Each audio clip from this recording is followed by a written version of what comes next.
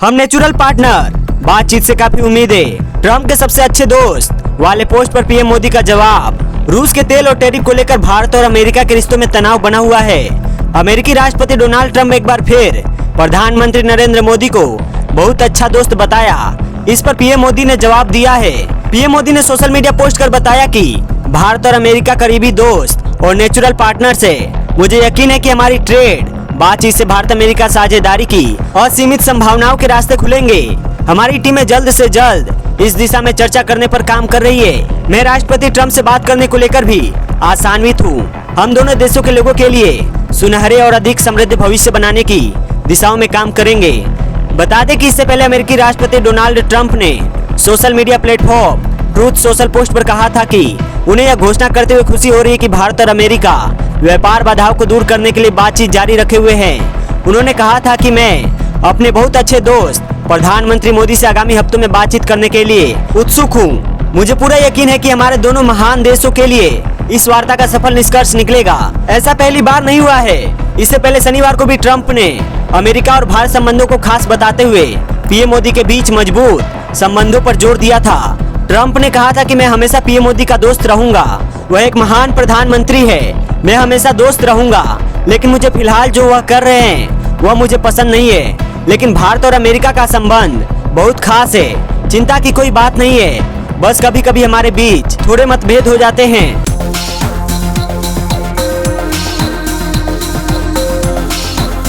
प्रशांत किशोर ने अपने लिए क्यों चुनी ब्राह्मण बहुल सीट, समीकरण से समझे पीके का प्लान। बिहार विधानसभा चुनाव के मद्देनजर जन स्वराज पार्टी के मुखिया प्रशांत किशोर ने बड़ा संकेत दिया है। उन्होंने वैसे तो चुनाव लड़ने की पुष्टि नहीं की है, हालांकि ऐलान किया है कि अगर वह चुनावी मैदान में आते भी है तो वह करगहर रोहतास विधानसभा सीट से या फिर राघोपुर वैशाली सीट से चुनाव लड़ सकते हैं। पीके ने ये दो सीटें इसीलिए चुनी क्योंकि करगहर उनकी जन्मभूमि है और राघोपुर उनकी कर्म भूमि। दरअसल राघोपुर तेजस्वी यादव की सीट है और लालू प्रसाद यादव का गढ़ मानी जाती है। यहाँ से पहले लालू प्रसाद यादव, फिर राबड़ी देवी और अब तेजस्वी यादव जीतते आए हैं। प्रशांत किशोर पहले भी यह कह चुके हैं कि अगर वह चुनाव लड़ेंगे तो तेजस्वी यादव के खिलाफ ही, वरना दूसरी जगह से लड़ने का कोई मतलब नहीं। करगहर विधानसभा क्षेत्र का समीकरण, करगहर सीट ब्राह्मण बहुल है। यहाँ के मौजूदा कांग्रेस विधायक संतोष मिश्रा भी ब्राह्मण है। प्रशांत किशोर का जन्म इसी क्षेत्र में हुआ था और वह ब्राह्मण समुदाय से ही आते हैं। करगहर सीट का जातीय समीकरण केवल ब्राह्मणों तक सीमित नहीं है। यहाँ कुर्मी, कोयरी और अनुसूचित जाति के मतदाता भी निर्णायक भूमिका में हैं। पीके का यह कदम न केवल ब्राह्मणों को आकर्षित कर सकता है, बल्कि यह भी संकेत देता है कि वह अन्य समुदायों के साथ भी खड़े हैं। करगहर सीट के चुनावी नतीजे। करगहर विधानसभा साल 2010 से आई। 2010 में इस सीट पर जनता दल के रामधनी सिंह जीत कर आए थे। इसके बाद 2015 में जनता दल के ही वशिष्ठ सिंह ने यहाँ से चुनाव जीता। साल 2020 के चुनाव में कांग्रेस के ब्राह्मण नेता संतोष कुमार मिश्रा यहाँ से विधायक बने। राघोपुर पहले भी यादव बहुल सीट थी और आज भी है। इस सीट का इतिहास यह है कि यहाँ से 2 मुख्यमंत्री और 1 उप मुख्यमंत्री जीत कर आए। दिलचस्प बात यह है कि तीनों एक ही परिवार से हैं, यानी लालू प्रसाद यादव, राबड़ी देवी और उनके बेटे तेजस्वी यादव। 2010 के चुनाव को छोड़कर बाकी सभी चुनावों में यहाँ लालू परिवार का दबदबा रहा है। बहरहाल राघोपुर और करगहर दोनों ही सीटें महागठबंधन के कब्जे में हैं। राघोपुर आरजेडी तो करगहर कांग्रेस के पास है। ऐसे में प्रशांत किशोर के इनमें से किसी भी एक सीट पर चुनाव लड़ने से मुकाबला करा हो सकता है। साल 1995 से लेकर अब तक के इतिहास की बात करें तो यहाँ लालू प्रसाद यादव जीते। फिर 2000 से लेकर 2010 तक राबड़ी देवी विधायक रही। साल 2010 में जेडीयू के सतीश यादव ने पहली बार आरजेडी को हराकर जीत हासिल की। हालांकि अगले ही चुनाव 2015 में बेटे तेजस्वी यादव ने हार का बदला ले लिया और 10 साल से इस सीट पर विधायक है।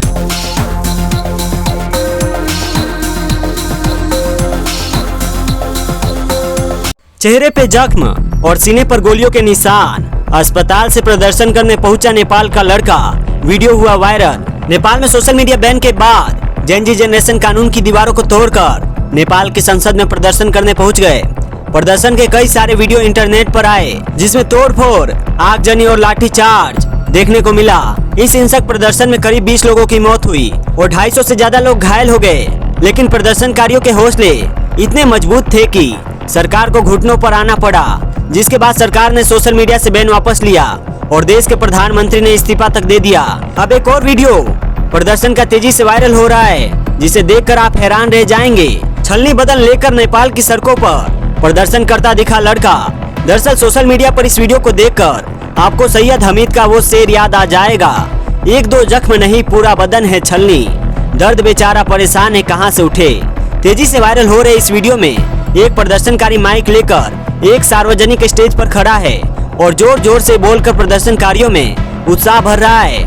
लेकिन गौर करने वाली बात यह है कि उसका पूरा बदन छलनी है, फेस पे गहरे जख्म है जिन पर मरहम पट्टी लगी है और सीना तो पूरा छलनी है जिसे टाके और मरहम लगाकर सिला गया है।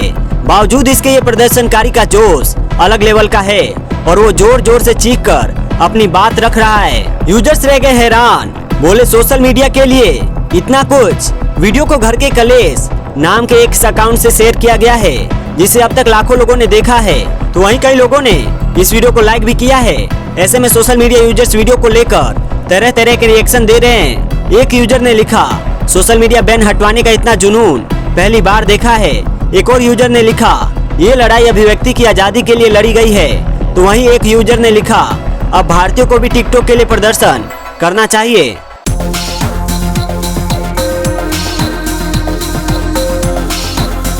बीजेपी ने जारी की अपने सांसदों की सोशल मीडिया रैंकिंग, परफॉर्मेंस के आधार पर दिए गए रेड, येलो और green card. Bharatiya Janata party ने रविवार को संसद भवन में अपने सांसदों के लिए एक विशेष वर्कशॉप का आयोजन किया, जिसका मकसद संसदीय कार्य प्रणाली और राष्ट्रीय मुद्दों जैसे 2047 तक विकसित भारत पर चर्चा करना था। इसके साथ ही सभी सांसदों को उनके पिछले 6 महीनों के सोशल मीडिया प्रदर्शन का एक विस्तृत रिपोर्ट कार्ड भी सौंपा गया। वर्कशॉप में बीजेपी सांसद और युवा मोर्चा अध्यक्ष तेजस्वी सूर्या ने सोशल मीडिया के महत्व पर एक प्रेजेंटेशन दिया। सूत्रों के अनुसार 3 पन्नों के इस रिपोर्ट कार्ड में सांसदों की फेसबुक, इंस्टाग्राम, एक्स और यूट्यूब जैसे 4 प्रमुख सोशल मीडिया प्लेटफॉर्म्स और गतिविधियों का पूरा ब्यौरा शामिल था। सांसदों को उनकी गतिविधियों के आधार पर रैंकिंग दी गई और उन्हें 3 श्रेणियों में बांटा गया, एक्टिव, बैरेली एक्टिव और इनएक्टिव, यानी कि सक्रिय, मुश्किल से सक्रिय और निष्क्रिय। प्रदर्शन के आधार पर बना रिपोर्ट कार्ड। यह रिपोर्ट कार्ड जनवरी से अगस्त तक किए गए सोशल मीडिया पोस्ट के आधार पर जारी किया गया। उदाहरण के लिए यदि किसी सांसद ने फेसबुक पर 1 महीने में कोई पोस्ट नहीं की तो उसे निष्क्रिय श्रेणी में रखा गया और उसके रिपोर्ट कार्ड का रंग लाल था। वहीं 0 से 60 पोस्ट करने वाले सांसदों को मुश्किल से सक्रिय श्रेणी में रखा गया और उन्हें पीले कलर का रिपोर्ट कार्ड दिया गया और 60 से अधिक पोस्ट करने वाले सांसदों को सक्रिय यानी कि एक्टिव श्रेणी में रखा गया और उन्हें हरे रंग का रिपोर्ट कार्ड मिला। चारों सोशल मीडिया प्लेटफॉर्म्स पर उनके प्रदर्शन के आधार पर एक ओवरऑल रैंकिंग भी दी गई। सूत्रों ने बताया कि बीजेपी का आईटी सेल पिछले 11 वर्षों से समय समय पर अपने सांसदों की सोशल मीडिया गतिविधियों की निगरानी करता है और रिपोर्ट तैयार कर पार्टी नेतृत्व और सांसदों के साथ साझा करता है। इसके अलावा आईटी सेल नियमित रूप से सोशल मीडिया के उपयोग पर सेमिनार भी आयोजित करता रहा है। प्रधानमंत्री मोदी का सांसदों को संदेश। वर्कशॉप में प्रधानमंत्री नरेंद्र मोदी ने बीजेपी सांसदों से सोशल मीडिया पर अपनी सक्रियता बढ़ाने का आह्वान किया। उन्होंने कहा कि सोशल मीडिया सांसदों को अपने मतदाताओं, खासकर युवाओं के साथ करीबी संवाद स्थापित करने का एक प्रभावी माध्यम है। पीएम ने विशेष रूप से युवा सांसदों को इंस्टाग्राम जैसे प्लेटफॉर्म्स का उपयोग करने की सलाह दी। जीएसटी सुधार पर पास हुआ प्रस्ताव। वर्कशॉप में हाल ही में जीएसटी काउंसिल द्वारा किए गए सुधारों जैसे टैक्स स्लैब को मुख्य रूप से 5% और 18% तक सीमित करने और आवश्यक वस्तुओं पर टैक्स कम करने की सराहना करते हुए एक प्रस्ताव पारित किया गया। यह वर्कशॉप बीजेपी की डिजिटल रणनीति का हिस्सा है जो आगामी चुनाव की तैयारी के लिए महत्वपूर्ण है। पार्टी का मानना है कि सोशल मीडिया न केवल संचार का साधन है बल्कि यह मतदाताओं तक पहुंचने और पार्टी के संदेश को प्रभावी ढंग से प्रसारित करने का एक महत्वपूर्ण हथियार है।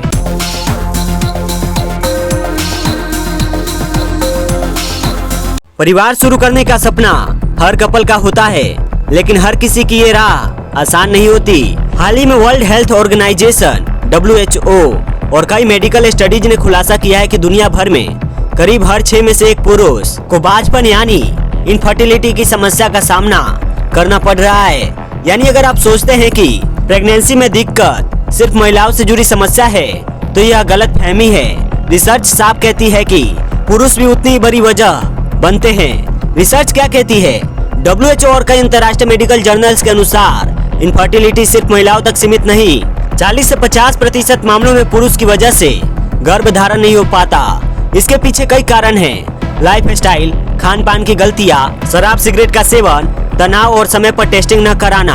पुरुषों में इनफर्टिलिटी की बड़ी वजह धूम्रपान और शराब। ये आते स्पर्म की क्वालिटी और संख्या दोनों को कम कर देती है।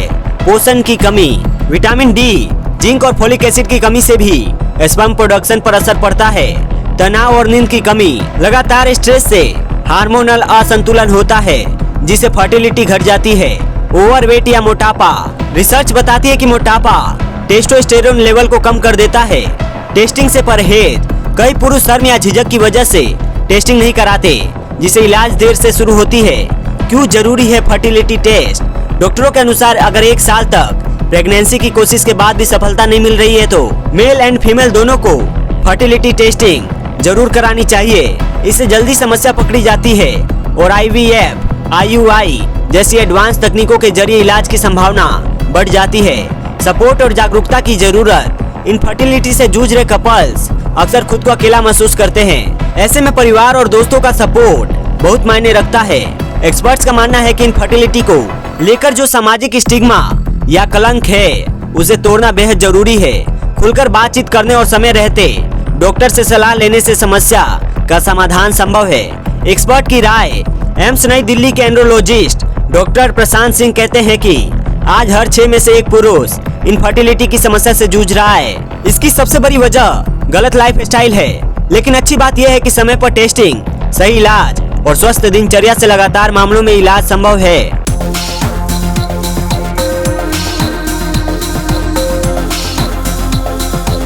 iPhone 17 से लेकर नई वॉच सीरीज 11 तक जाने क्या होगा लॉन्च और मोबाइल पर कैसे देखे live event. Apple iPhone 17 launch 2025। Apple आज 9 सितंबर 2025 को अपना बहुप्रतीक्षित एवे ड्रॉपिंग स्पेशल इवेंट आयोजित करने वाला है। भारतीय समय अनुसार यह इवेंट रात 10:30 बजे से शुरू होगा और इसे एप्पल की आधिकारिक वेबसाइट, यूट्यूब और एप्पल टीवी ऐप पर लाइव देखा जा सकेगा। इस इवेंट में कंपनी अपने नए iPhone 17 series, Apple Watch series 11, AirPods pro 3 और कई अन्य प्रोडक्ट्स पेश करने की तैयारी में है। iPhone 17 सीरीज इस इवेंट की सबसे बड़ी घोषणा होगी। नई iPhone 17 सीरीज, इसमें 4 मॉडल शामिल हो सकते हैं। iPhone 17 बड़ा display, 24 MP front camera, pro motion और always on display. iPhone 17 air ultra thin design, 6.6 inch screen, A19 chip और single rear camera. iPhone 17 pro नया camera bar design, A19 pro chip, 48 MP telephoto lens और 24 MP front camera. iPhone 17 pro max pro features के साथ मोटा frame और बड़ी battery support. Apple Watch series 11, इसके अलावा नई वॉच सीरीज 11 भी आ सकती है जिसका डिजाइन पहले जैसा रहेगा, लेकिन इसमें तेज S सीरीज चिप और 5G मॉडेम मिलने की उम्मीद है। ब्लड प्रेशर मॉनिटरिंग अभी डेवलपमेंट में है जो इस साल नहीं आ पाएगी। Apple watch ultra 3, rugged watch ultra 3 में बड़ा डिस्प्ले, पतले बेजल्स, नया S11 चिप, सैटेलाइट कनेक्टिविटी और 5G सपोर्ट मिल सकता है। इसमें ब्लड प्रेशर फीचर भी जुड़ने की संभावना है। एप्पल वॉच SE 3 2022 के बाद पहली बार एप्पल अपना वॉच SE 3 रिफ्रेश करने जा रहा है। इसमें प्लास्टिक बॉडी, बड़ा डिस्प्ले और नया चिप मिल सकता है जो परफॉर्मेंस को और बेहतर बनाएगा। एयरपॉड्स प्रो 3, नए एयरपॉड्स प्रो 3 को H3 chip, heart rate monitoring, बेहतर नॉइज कैंसिलेशन और रीडिजाइन चार्जिंग केस के साथ लॉन्च किया जा सकता है। सॉफ्टवेयर अपडेट, हार्डवेयर के साथ एप्पल iOS 26, वॉच OS 26 और अन्य अपडेट भी जारी करेगा जिनकी झलक WWDC में पहले ही मिल चुकी है। कंपनी इवेंट में कुछ एक्स्ट्रा प्रोडक्ट्स भी दिखा सकती है जैसे AirTag 2, नया एप्पल TV 4K, दूसरा होम पोर्ट, मिनी या अपडेटेड विजन प्रो हेडसेट। हालांकि इन्हें साल के अंत तक लॉन्च किया जा सकता है। भारत में इसकी प्राइस, विश्लेषक कंपनी T4 के मुताबिक iPhone 17 की शुरुआती कीमत भारत में लगभग 86,000 रुपए हो सकती है, जो iPhone 16 की 79,900 रुपए लॉन्च कीमत से ज्यादा है। इसकी वजह है डॉलर रुपया विनिमय दर और भारत में लोकल मैन्युफैक्चरिंग पर एप्पल का फोकस। पिछले कुछ सालों में आईफोन की कीमत औसतन हर साल 7.6% बढ़ी है, जबकि रुपया डॉलर के मुकाबले करीब 5.2% गिरा है। ऐसे में असल बढ़ोतरी लगभग 2.4% प्रति वर्ष हो रही है। कब और कहां देखे इवेंट? तारीख 9 सितंबर 2025 को, समय सुबह 10 बजे या रात 10:30 बजे, स्थान Cupertino California Apple headquarter, live streaming platform, Apple की आधिकारिक वेबसाइट, एप्पल टीवी ऐप और एप्पल के यूट्यूब चैनल पर अपने फोन पर इवेंट को लाइव देख सकते हैं।